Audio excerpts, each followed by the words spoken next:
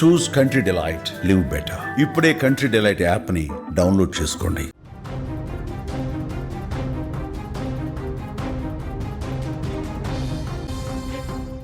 Pakistan అణ్వాయుధాలను పరీక్షిస్తోందన్న America అధ్యక్షుడు Donald Trump వ్యాఖ్యలను దాయాది దేశం పాకిస్తాన్ నిజం చేస్తున్నట్టే కనిపిస్తుంది. అణు పరీక్షల కోసం సింధు ప్రాంత కొండలను ఆ దేశం సిద్ధం చేస్తుందన్నటువంటి వార్తలు ఇప్పుడు వస్తున్నాయి. దీనికోసం పాక్ సైన్యం అక్కడి కొండలను తొలచి రహస్య సొరంగాలను, భూగర్భ గదులను నిర్మిస్తుందంటూ సింధు దేశ్ అనే వేర్పాటు సంస్థ, అక్కడి పౌర సమాజ గ్రూపులు కూడా వాదిస్తున్నాయి. ఈ యొక్క ప్రయత్నం నుంచి పాక్ను అడ్డుకోవాలంటూ ఐక్యరాజ్య సమితి ప్రధాన కార్యదర్శి ఆంటోనియో గుటెరస్తో పాటు అంతర్జాతీయ అణుశక్తి సంస్థ, ఐరాస అనుబంధ మానవ హక్కులు, అణు నిరాయుధీకరణ విభాగాల ప్రతినిధులకు అవి లేఖలు రాశాయి. అతి గోప్యంగా అణు పరీక్షలు నిర్వహించడం లేక భారత దాడులకు అదనంగా దూరంగా తన అణ్వాయుధ నిల్వలను తరలించడం అనేది ఈ యొక్క సన్నాహాల వెనుక పాక్ ఉద్దేశం అయి ఉండవచ్చని కూడా తెలిపాయి. దీనివల్ల సింధు ప్రాంత భద్రత ప్రమాదంలో పడనుందని కూడా ఆ లేఖలో ఆందోళన వ్యక్తం చేశారు వారు.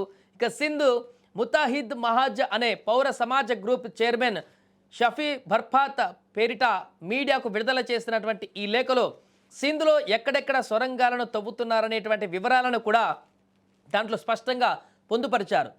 జంషోరాకు ఉత్తరంగా నోరియాబాద్ ప్రాంతంలో, మంచార్ కాలువకు పశ్చిమంగా కంబేర్ షాదాద్ కోట్ ప్రాంతంలో పెద్ద పెద్ద సొరంగాలు, వివిధ ఆకృతులలో విశాలమైనటువంటి భూగర్భ గదులను నిర్మిస్తున్నారని కూడా తెలిపారు. అక్కడ పనులు శరవేగంగా జరుగుతున్నాయని, అటువైపు ఎవరూ పోకుండా సైన్యాన్ని కాపలా ఉంచారని కూడా పేర్కొన్నారు. అణ్వాయుధాలను పరీక్షించడం లేక అలాంటి కార్యకలాపాలను వల్ల తాము తీవ్రమైనటువంటి పర్యావరణ సమస్యలను గురికావడంతో పాటుగా రేడియో ధార్మికత ప్రభావంతో ప్రాణాంతక వ్యాధులు తమను చుట్టుముట్టేటువంటి ప్రమాదం ఉందని కూడా ఆందోళన వ్యక్తం చేశారు. సాంకేతిక నిపుణులను సింధు ప్రాంతానికి పంపాలని కూడా, అణుశక్తి సంస్థలను స్వతంత్ర నిజ నిర్ధారణ కమిటీని ఏర్పాటు చేయాలని కూడా, ఐరాస జనరల్ సెక్రటరీని, మానవ హక్కుల, పర్యావరణ సంబంధ ప్రభావ అంచనా కోసం బృందాలను పంపాలని కూడా ఐరాస అనుబంధ విభాగాలకు ప్రతినిధులు లేఖలో పేర్కొన్నారు. వారు వచ్చి ఇక్కడ ఖచ్చితంగా ఏం జరుగుతుందో పూర్తిగా అబ్జర్వ్ చేయాలి, దీన్ని కట్టడి చేయాలంటూ కూడా వారు ఆవేదన వ్యక్తం చేస్తున్నారు. అక్కడ స్వచ్ఛంద సంస్థలు కానీ మిగతా ప్రతినిధులు కానీ.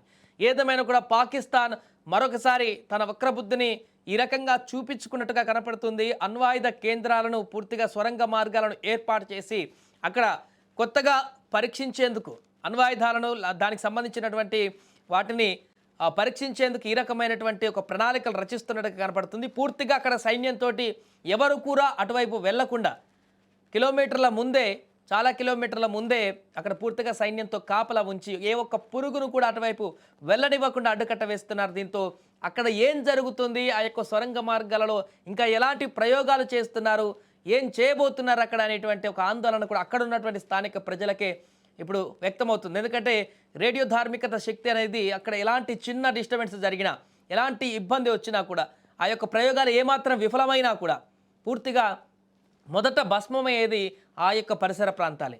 కాబట్టే పూర్తిగా అక్కడ ఉన్నటువంటి ప్రజలందరూ కూడా పర్యావరణ సమతుల్యత దెబ్బతింటుంది. ఆ యొక్క ప్రజలందరూ కూడా, ఆ పరిసర ప్రాంతాల్లో ఉండేటువంటి ప్రజలందరూ కూడా తీవ్ర ఆందోళనకు గురవుతున్నారు. వారికి అక్కడ జరిగేటువంటి పరీక్షలు కానీ, ఈ పరిణామాలన్నీ కూడా తీవ్ర ఆందోళనకు గురి చేస్తున్నాయి. దీనిపైన స్పందించాలంటూ అంతర్జాతీయ మీడియా కూడా వారు విన్నవిస్తున్నారు. ఐరాసాకు కూడా ఆ యొక్క లేఖను పంపించారు.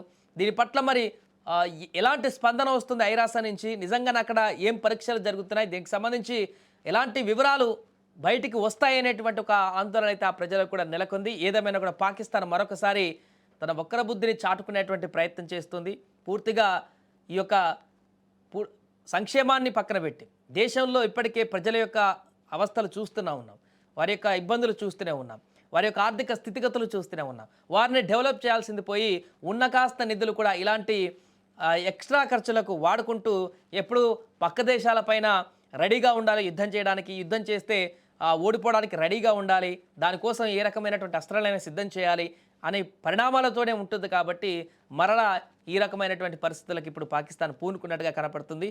ఏదేమైనా కూడా మొన్న అమెరికా అధ్యక్షుడు ట్రంప్ చెప్పినట్టుగానే అణ్వస్త్ర పరీక్షలకు సంబంధించి పాకిస్తాన్ సిద్ధమైంది అనేటువంటి విషయాన్ని ధృవీకరిస్తూనే ఇప్పుడు అక్కడ ఉన్నటువంటి కొన్ని స్వచ్ఛంద సంస్థలు వారు ఇచ్చినటువంటి లేఖ ద్వారా అయితే మరొకసారి ఇది ప్రపంచం ముందు కనపడుతుంది. అక్కడ ఏదో జరుగుతుంది, పాకిస్తాన్ ఏదో చేస్తుంది అనేటువంటి విషయం అయితే స్పష్టంగా బయటికి కనపడుతుంది.